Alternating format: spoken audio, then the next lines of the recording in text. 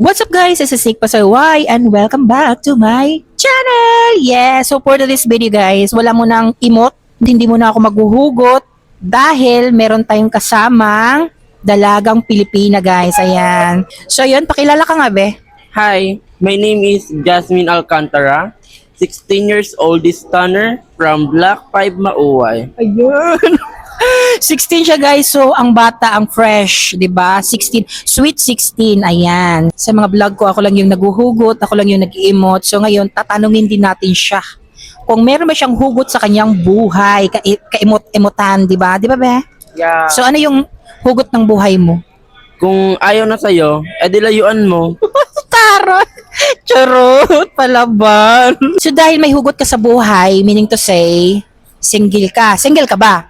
Yes po. Ay, single siya, be. O, ayan. I-shoutout mo yung mga single dyan. Hi, shoutout sa inyong mga single. Makakahanap din kayo ng true love nyo.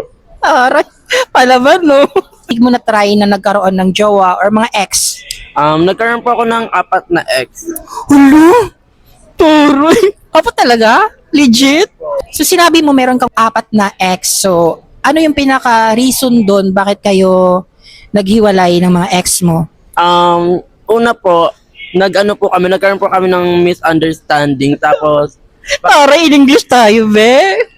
pangalawa po, nag-cheat po siya.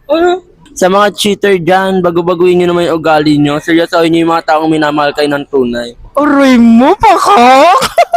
So, dahil single ka, ano bang hanap mo or ano bang gusto mo sa isang guy?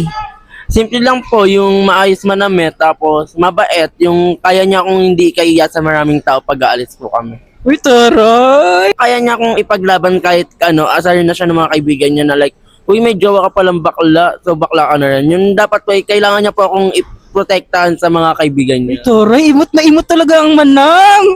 Oo nga naman talaga. Dapat kapag nagmahal tayo, hindi tayo mahihiya. Pero hindi naman masama ang magiging bakla, di ba? Ang masama sa pagiging bakla, yung mga ginagawa. Pero kung ikaw isang bakla, hindi yan masama, be. Walang masama sa isang bakla dyan, di ba?